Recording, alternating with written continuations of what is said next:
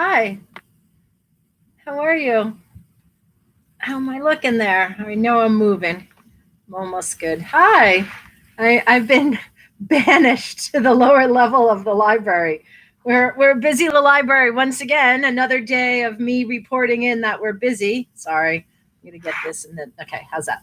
And giving up all my spaces, all my secret nooks and crannies where people can work, where I like to work, and where I like to post from and YouTube from. Other people are working in those spaces today. So I am in the lower level, as we call it, or potentially today banished to the basement. Hi to my dad. Hi, Dad. How's the snow? We don't have any, none. Woke up to a dusting, but it was gone quickly. So that's gonna move a little. I had to put you up on some pillows so that you could see me. Um, Maybe if I sit still, it'll be okay. So what happened yesterday? The I finished. I'm reading this like great story. I thought it was great, and and it's long. I'm 43 minutes into it or something, and I finish. And I look on the screen and I'm not even recording. I'm totally frozen, and I lost you somewhere. And then I couldn't stop recording and I couldn't exit, and I felt like you were watching me, get frustrated and pull my hair out and trying to figure out how to stop the recording and blah blah blah. Anyway, I went back and I didn't know what I was going to do with it, so I made it private for a while, and then I just posted that I'd read the second half today. So if you listened yesterday, you'll hear the end today. And it's not even the second half. It's like a page and a half. That's all I have left. So we made it pretty far, I think. I think that's where I left off. I was going to look again today to make sure I was reading from the right spot, but I didn't have a second. So I'm going to finish that story again. I'm going to reread it. I contemplated reading it from the beginning again because it definitely is one of those stories that gets better with each reading, as I have read it a few times now. But I'm not going to do that. I'm going to start maybe a little bit further back than where we got cut off. And if you didn't hear it yesterday, this is a short story about a Black family in a fictional place called Tim's Creek, where Randall Keenan, this author I'm hot on lately, he writes, that's sort of his place, his fictional place that he created. And he writes a lot of stories about Tim's Creek and its residents and characters. And he's writing about his mother, who Howard Hughes is trying to recruit to come be his cook. And because her mother, the narrator's grandmother, was Howard Hughes's cook, Howard Hughes Sr.'s cook, and then later on Howard Hughes Jr.'s cook. And he sort of goes on a hunt to find her in Tim's Creek and makes a visit to Tim's Creek to get her to come work for him, because he's having this very fond memories of her cooking, very nostalgic for her cooking. And she's passed away. The grandmother's passed away. The mother is there, and she's not budging. She's not going with this guy to be his cook. That's kind of where we are. That's what the story's about. It was a good little story. I liked it. Again, I was tempted to read from the beginning, but I won't. I'll backtrack a little right now and read it. And then I'm going to read something else to you, something else short for today. So that's my plan. And I made myself my favorite new, what's my favorite new tea? Lemon. Loving my lemon tea. But I left it upstairs as I was scrambling to find a place to record from. So it'll be there when I'm done. So, I have I think this is where I think I'm going to backtrack enough. And I think I just gave you enough of what he's saying. I'll backtrack one more page. I'm going to backtrack one more page. So Howard Hughes has tracked down the address of the narrator's grandmother.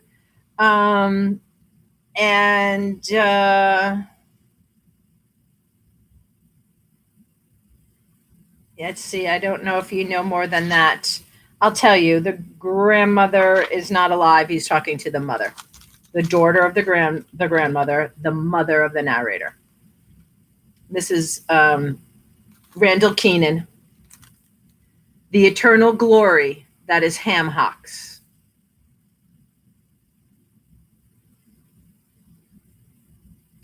According to my mother, my sister found a particular fascination with Howard Hughes's shoes.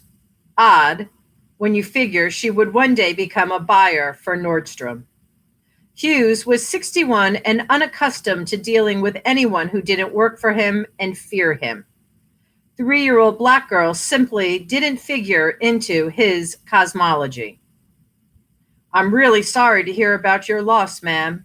She was a fine lady. 1963, did you say? Yes, sir. She died just after Christmas.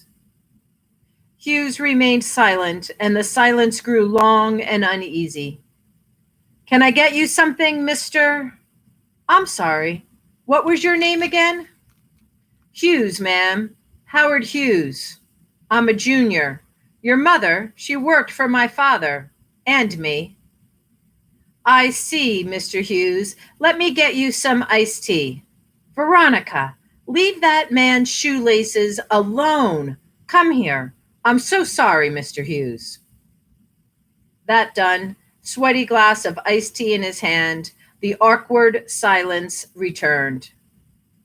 So, Mr. Hughes, is there anything I can do for you? Hughes put down his glass. Miss Pickett. Actually, I'm Chasen now.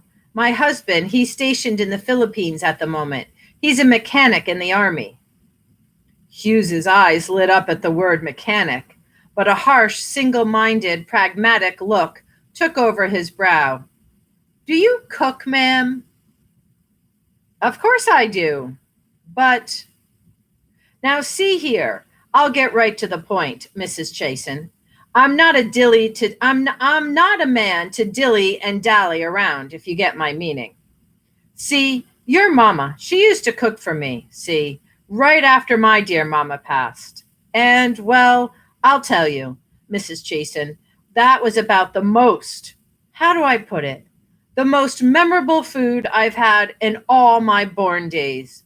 Unusual, satisfying, like nothing I'd had before, or, to be honest, since. Now, I'm not the sort of man who spends a lot of time thinking about food myself. Take after my pa like that. But your mama's cooking? Well, Howard Hughes stood up, as if the need to pace had overcome him. But when his head came so close to the ceiling, he seemed to think better of it, and he sat back down, but now perching on the edge of the seat, his large frame casting a shadow upon the room. To be completely honest, I didn't really appreciate it so good while she was there, but after she left, it kind of lingered, if you get my meaning. Never had a biscuit quite like hers, you see. In fact, I think I can honestly say hers was the first biscuit to cross these lips. You see, recently here, I've been hankering, if that's exactly the word I want, hankering for her cuisine, something fierce. It took my mother a while to receive and digest what the industrialist, who to her at the moment was just some tall white fellow, a little strange, who clearly in his better days had enjoyed charm and good looks, but who now was riding on the steam of his money, and who obviously had more of that commodity than he had any other clue what to do with. Well, Mama said, I'm sure she would have been proud and happy to know you liked her cooking so, mister. Proud and happy. Mrs. Chasen, I would like for you to come back with me, back to Nevada, where I've recently taken up residence, and cook for me the food your mama used to cook. My mom laughed. She always laughed when she got nervous. Cook? Nevada? Me? This was simply too much. Don't worry, I'll make it worth your while. Yes, sirree, Bob. Hughes then called out a sum that made my mother stop laughing. "Excuse me?" she said. "You can't be serious." Hughes doubled the figure, and with a casual, imperious air, meant to indicate how little money meant to him, but oddly enough, it had exactly the opposite effect. My mother rose to her feet. "I'm sorry, sir, but I'm going to have to decline your offer. But I thank you." Hughes, undeterred, pronounced a figure that even now, in the 21st century, just seems ridiculous. An insult, even, which is exactly how my mother took it. Her eyes narrowed at him. "Mister, my husband is overseas. I'm a schoolteacher with a 3-year-old and another one on the way." And she put both her hands on her big belly, on me. Now, I don't know how you folk do things out there in Texas and California and Nevada, but here in North Carolina, I put my family and my responsibilities first, above all else, above money. And frankly, I don't know what kind of game you think you're running, but I don't want any part of it. And in fact, I suggest it's time you were on your way. Hughes stood and picked up his hat. "Ma'am," he said, "in my experience, everybody has their price." "You don't have that much money, mister." At that, Howard Robard Hughes, Jr., laughed. A big, loud, long, mucking guffaw. Guffaw. He was still chortling as he walked out the door, snickering as he got into the back seat of the Lincoln, chuckling as it drove away down the dirt road and vanished into the ether. Apparently, Hughes didn't intend on giving up that easily. He sent lawyers several times over the next couple of months with contracts and sometimes with checks, once with a bag of money. Literally, one wonders, why didn't he just hire another chef? One of the 15,000 or so truly excellent cooks working on any given day all over the planet Earth. But this mania, one among the many he collected and harbored and cultivated like virulent viruses in the petri dish of his soul, wasn't really about food. In the end, it was about time, time lost, time gone, about remembrance, about a feeling. "Money can't buy you love," a famous song says, but that's just one of the many several things beyond its grasp. In truth, I can empathize about biscuits and my kinswomen. One of my earliest childhood memories, early June, blueberry season. My mother would macerate the plump new berries briefly, only for a few minutes, with the slightest touch of sugar. Next, over a fire they'd go, gently heated, a light simmer, creating the simplest of simple sugars, but somehow beautiful, blessed, and blessedly blue. When sopped up with one of those steam white and steam light biscuits created with cold butter just before the first rooster awoke, the resultant reaction in mouth arrested the tongue and captured the brain. For a boy with no knowledge of sex, this basic sensual experience, firing off every nerve ending with sunshine and delight, taught me everything I would need to know about orgasms long before I ever had need for the word. All Howard Hughes's real estate holdings are owned by the Summa Corporation, which years after his will was settled, was finally sold to the Roos Company. When I last checked, they still owned the Crosstown Inn and Motor Lodge, and the place hasn't changed much. The eggs are still greasy, the ham tough as shoe leather, the coffee fit for removing toilet clogs. Daddy did well as an electrician, very well indeed, over the years. And Mama got her master's degree. It took many years of driving back and forth to East Carolina University twice a week.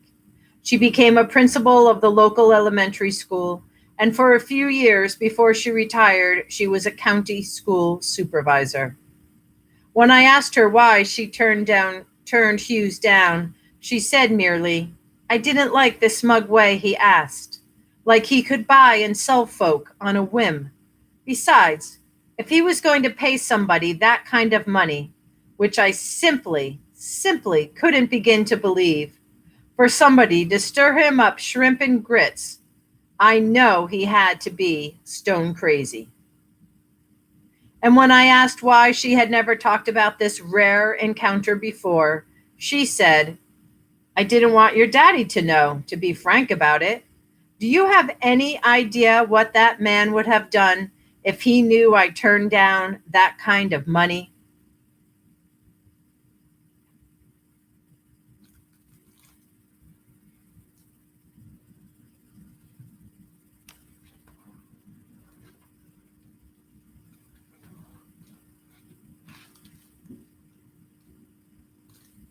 So that's a giggle, huh? The lights going out as I read the last line. Wow, this story is something powerful. Lots of things going on with this story. The internet stops, the lights go out. Whew, all right, I got through it that time.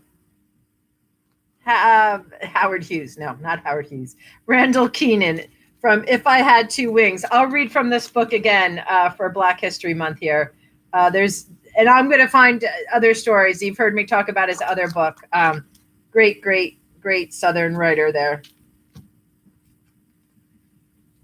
All right, let's see if I can keep the light on for a minute. Whew, boy, what is going on? I wanted to read just one other thing. I knew that was something that I wanted to finish, yesterday's story. And then for Black History Month on our Facebook page, we post Bethany Petrick is our coworker and colleague, and she does a post daily on a Black American poet, in celebration of Black History Month. And she posted Nikki Giovanni as her first on February 1st. And this is a new Nikki Giovanni book that we have in the library, just published. The name of this book is Make Me Rain, Poems and Prose, Nikki Giovanni. I actually read something from this book already on this channel, on this program. This is copyright 2020. Let me see who published it. Hold on. Published 2020, Nikki Giovanni. Oh, come on. I can't get my fingers to work. Page before, Make Me Rain.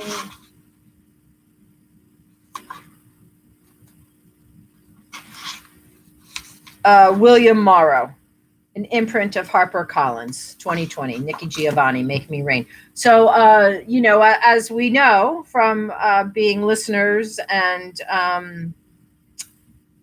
as I'm the creator of this program, 2020 is not in copyright law for me to read from. But, I often talk about how I'm a librarian and I do it to turn you on to new books in the library, to a new author that maybe you haven't heard of. But, frankly, other piece of it is there's no monetization of this. It's not like I'm recording this and selling it. So this is a brand new book. It doesn't meet copyright parameters of being recorded. But again, no monetization. Just want to share with you some Nikki Giovanni writing, which was who our Facebook post was this week. There's a Facebook post every day. So it was February 1st, Facebook post. And I encourage you to go and look at that because Bethany included a whole playlist of her work. If the light goes out, I'll jump up and try to put it out again.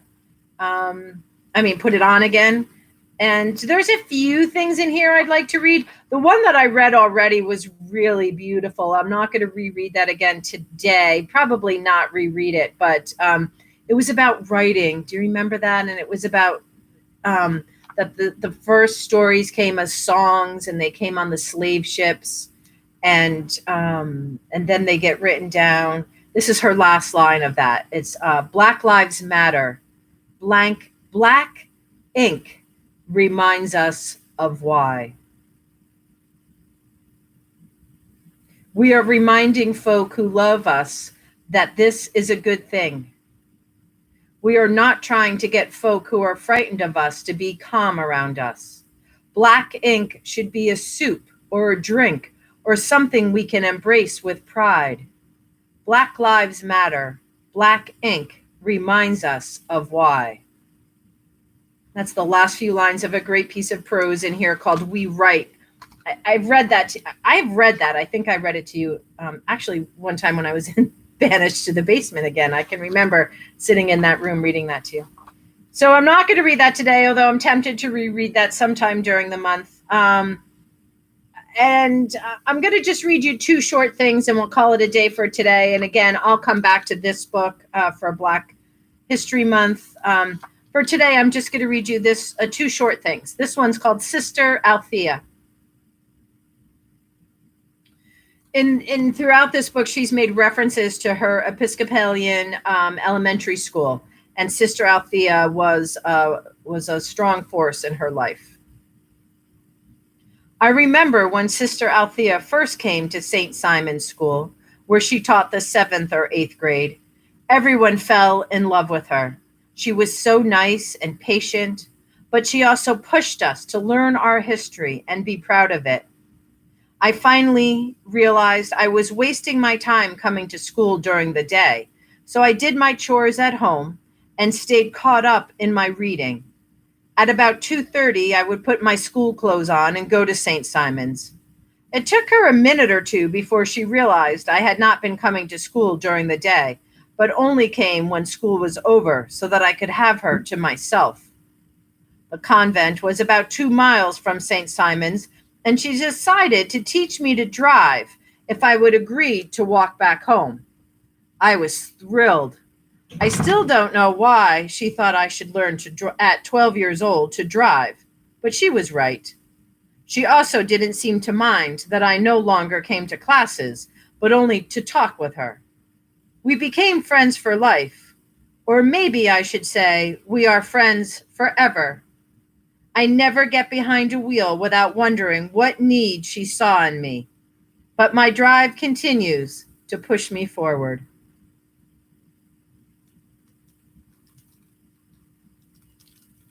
A short bio of Nikki Giovanni. Just make sure the light stays on. A long time ago, a little girl sat in the window of the bedroom she shared with her older sister and read by finger flashlight. She looked at the stars when the battery gave way, and when she got older, she snuggled under her grandmother's quilts to listen all night to jazz on the radio, or at least until she fell asleep. She first fell in love with words when they somehow seemed to fall in love with her. She got to learn history, meet people, travel everywhere. And since this is a good fairy tale, she lives happily ever after. There may be other things along the way, but the words and the stars and the music are all that matter.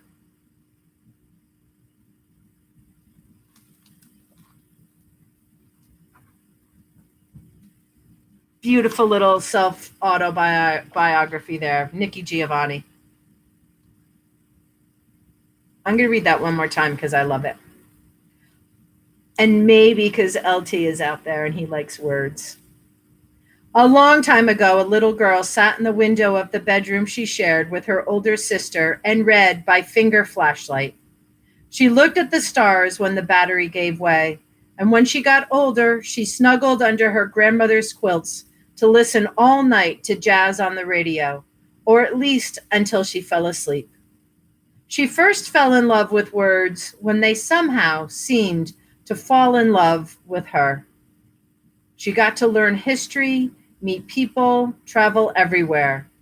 And since this is a good fairy tale, she lives happily ever after.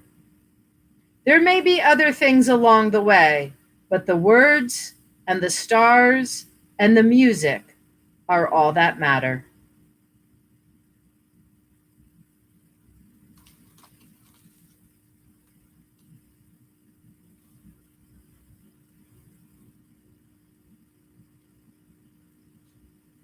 Nikki Giovanni. Happy Wednesday. We made it. I didn't get cut off. The lights went out as I was finishing the story. The lights are on now. I'm going to call it good before they blink out again. They're motion detected down here, so you can't tell, but I'm kicking my leg here to keep them on. You can't see it, but there it is. I'm kicking my leg. Anyway, thanks for coming. I hope you enjoyed. I hope you got some gist of that first story, the Randall Keenan, even though it was in 2 days. I'll have something new for you tomorrow. Much love. Bye, Dad. I miss you. Coming soon. Coming to ski. Get your skis tuned up, Dad. We're hitting Toll Road. Nice and slow. Bye. Peace.